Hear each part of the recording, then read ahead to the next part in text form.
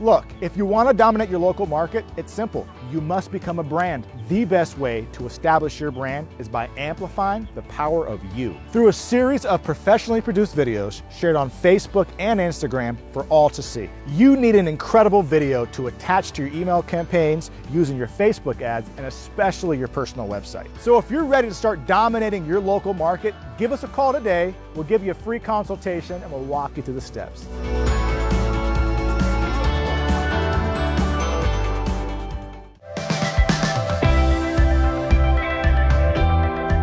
Welcome to the show. My name is Jeremy Poole and I'm the host of The Moment on Real Estate Social, where we explore and celebrate the necessary transformational process one must go through to achieve a high level of success in the real estate industry. Today we have the great pleasure of hanging out with Jacob Hailey. Jacob is a listing agent for John L. Scott in Portland, Oregon. Thank you so much for being on the show. Thanks for having me. Absolutely. So Jacob, as you know, the show's called The Moment. What would you characterize as being your moment or a series of moments that allowed you to be where you're at today? You know what, Jeremy, I would say it was when basically my whole life got turned upside down.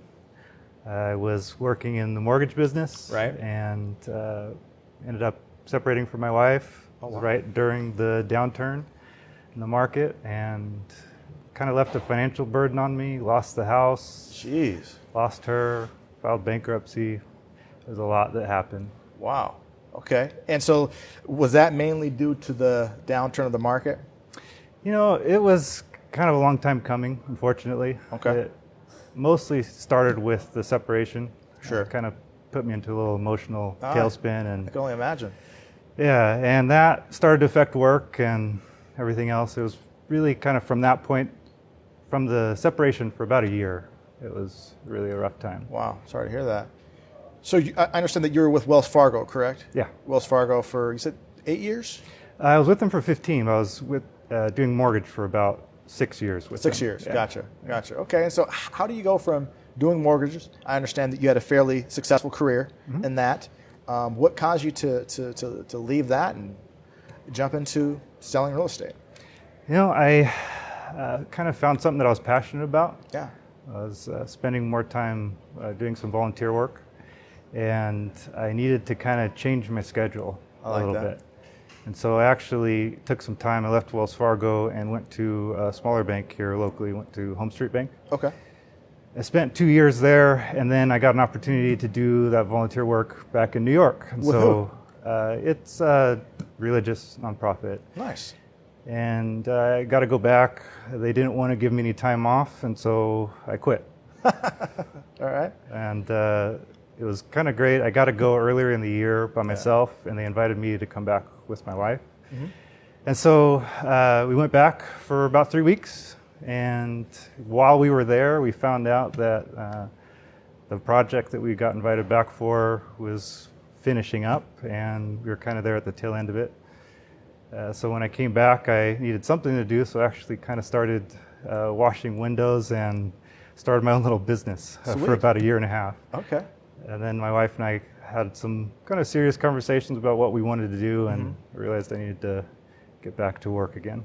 So when I came back, I thought about mortgage. I talked to a couple people, but I really liked the volunteer work that I was still doing. And so I called up my buddy Israel, and the rest is history. Awesome. And so how long have you been in the space of real estate now? Selling side? Selling since September. So, oh, wow. Yeah, less than a year. And you're already doing pretty well. How many homes have you sold so far? Closed on 9. 9. That's fantastic. Having the opportunity to interview people on the moment, lenders, realtors, what have you, having this much success early on is very unique. And I'm sure what our audience would be interested in learning is kind of walk us through your first 30 days, your first 60 days. How did you hit the ground running to be where you're at now, selling 9 homes already? You know, I started putting my database back together. Okay. That was the very first thing I did. I actually worked on that before I got my licensing. And nobody likes to make phone calls. No. So I started by calling all the people that I knew I'd have a good conversation with. Great. Just let them know that I was back in the business. Sure. Friends, family, I even called a couple friends up and told them that I was practicing on them. Just let them know. And, you know, they didn't know, but I was doing that to let them know that I was in real estate. Sure. But yeah, I made a lot of phone calls. Okay. You know, I tried to do at least 20, 25 a day, and it was all during winter, so there really wasn't much very to many do. people. Yeah, wasn't a whole lot going on. So yeah, lots of phone calls and a lot of notes. I'd follow up all of them with a personal note and just thanking them for having a chance to talk with me. That's great. That's great. What would you say your single most important lesson you've learned from leaving the nonprofit world to jumping into real estate? If you're talking to somebody and they're looking to you for advice and they're a new agent, they're looking to, you know, make a career jump like you did, what's the single most important lesson you've learned leaving one career, jumping into another, and now being successful at it? I would say it's do what you do best. Okay. I mean, that was the thing that I think has helped me so far. There's a lot of things out there. There's Zillow and all sorts of other lead generation tools that people use. And it's really easy to look at people that are successful in your office and try to copy them, but most likely they've been doing it for a long time, so you usually aren't going to have the same results. So I did really well just talking with people. Okay. And so I made it a point to get out, do as many open houses as I could. Open houses. Calling people and doing all those same things that I did in the past, just getting in front of people, getting a chance to talk with them. Excellent. I'd say the biggest lesson that I learned was setting proper expectations. I kind of relearned it, I guess you could say. I did it in mortgage. I kind of got to a point where I realized that I was having a lot of transactions that were taking a lot more energy out of me. Yeah. And I remembered that and really started focusing on kind of telling people how the process was going to go. That's super important. And what I was actually going to do and not do for them. Okay. You know, everybody wants a discount. So yes. I tried to set an expectation that I didn't give a discount, even though I was new, because I felt that I was providing value. And, you know, I tried to help them to see what that value was. And that way, when things came up, we already had that conversation. So we've already touched on that. Yeah. Thanks for asking. So what are you doing specifically right now, specifically to get your business, and how do you plan on, do you see that changing in the next 6 months, 12 months? A little bit. I mean, this first year was really getting transactions. Okay. A lot of, like I said, a lot of calls, those things. I'm going to take a lot of the pieces that I've kind of been working on this last year and kind of take them to the next level, I guess you could say. One of the things that I am focusing on is kind of diversifying where my business is coming from. Right. Right now, like I said, it's just what business I can find, whether they're buying on the east or west side of town, whether it's somebody's flipping a house or buying. Right. I've spent most of my time focusing in on listings right now, trying to develop and build a pipeline of listings, and then taking any opportunities that I do have and trying to turn them into more opportunities. So if I have a buyer, my goal is to get 2 referrals from them. If I have a listing, I want to get at least 1 or 2 referrals from that person, but I also want to meet the neighbors. So I really just try to take what I have and make it grow. I like it. This industry is very difficult. What would you say that you're having the hardest time with right now in your business? You know, I'm learning a lot of the same lessons that I learned before. The hardest thing is that it's easy to focus in on your successes and lose track of what our job is, which is lead generation. Sure. So, you know, I mean, even in this first year, I've had a couple peaks and downturns. So just trying to remember that even when I have a lot in my pipeline, that I always want to be adding to it. That's really important. Absolutely. Who do you look to for inspiration, and do you have a coach? I do. That was one of the first things I did here. Wow. Was I talked to Israel about the mentor program that they have. And there were a couple people that he said were already mentors.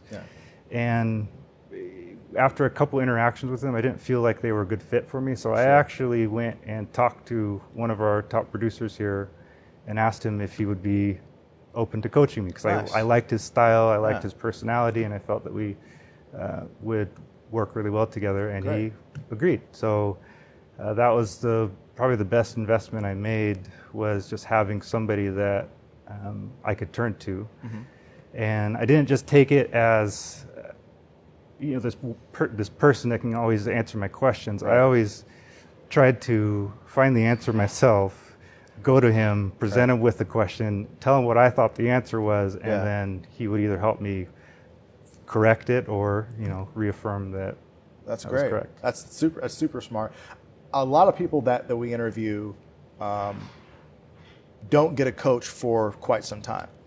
Oftentimes they're in the space, they're struggling, they kind of think that they have a handle on things, and it's not until many years down the road that they actually hire a coach. So that's really wise and smart of you for hiring a coach out the gate. Now, your coaching relationship, mentor, is that structured, or is that something to where you only interact with them on that level when you're having an issue with something? He's here in my office, so I try to run ideas off of him. Often? Yeah, I came from the mortgage industry, and luckily enough, when I joined the team that I was on, the first thing he did for me was get me a coach. Okay. And it was through another coaching service, and so I was used to that. One of the things that I found that I thrived in was when I came up with ideas, when I would talk to him about it, I knew that unfortunately that idea might get shared with somebody else, and so it made me work harder to actually get that, achieve it first. Yes. So I share ideas with him. Quickly. Yeah, I share ideas with him because I know that if he goes and puts it in place before I do, I'll be playing catch up. Head start. Yeah. Okay. What role does social media play in your business? It's new for me. It is, okay. Wells Fargo had a lockdown on it when I was there. They really didn't allow you to do it, and I kind of got away from it. So when I came back, I had to pull up my Facebook account, which I don't think I had used in like 5 or 6 years. Wow. And You're clean off it the up. radar then. Yeah, cleaned it up quite a bit. And then now it's a big part. I try to take advantage of it, use it for communicating, for reaching out. I try to post things that are happening in the area, just to try to cause some conversations. Sure.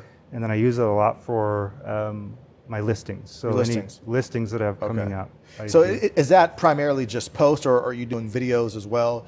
Do you leverage Facebook Live at all? I've kind of seen that being really active in the space in terms of realtors. You want to? I want to. I do videos, but the Facebook Live thing is a little scary for me. But it's funny you ask. So I actually just hired an assistant. Very nice. Already? Yeah. Good for you. My wife is joining me, and so Even that's better. one of the things that she's actually focusing on. So we're working on making video presentations for Very cool. all of our listings. I'm doing videos when I am doing open houses. We're sharing videos with just things that we're doing around, and it's interesting. It's getting a lot more, starting a lot more conversations than I thought it would. Yeah, it's a powerful piece. Absolutely. As someone who comes from the world of mortgage lending, do you have a particular lender that you send your business to? Is there a few lenders that you send your business to? Kind of talk to me about your referral relationship between you and a lender to you. Yeah, I have a gentleman that I use that I was working with. Okay. And so we had a very, very good, very strong relationship. He helped me a lot in the industry. And so he's my go-to, but then I still have a few other people that I try to build a relationship with, because it doesn't matter how good a lender is, there's things that they aren't going to be able to do because of wherever they're at. Absolutely. And so I like to just make sure I have as many tools as possible. As far as the relationship goes, I started off a little bit different, I guess. Because I had the relationship already, I had a conversation with them up front and said, hey, I'm going to be sending you business. I know you have other realtors that you're working with, but there will be a point where I'm going to ask for some referrals in return. And after I kind of proved that I was able to get business his way, I was able to start asking for those. Again, I guess that setting expectations up front. So how's that going? Is there some reciprocity coming back? No, absolutely there is. I have, like I said, my main guy he started sending some stuff back to me himself. And I have a couple others that we're doing some joint marketing with. A couple of the ideas that I came up with as far as targeting, doing some farming. Very cool. So yeah, it's starting to come back. All right. So what's next for Jacob in 2018? Is there a big push? Is there a big campaign that you and the wife are planning on rolling out, or is just doing more of what's already working for you? We're going to add things, but it's doing the things that we do well and working on doing them better. I love it. Well, thank you so much, Jacob, for being on the show. Thank you. And thank you for watching. We'll see you again next week.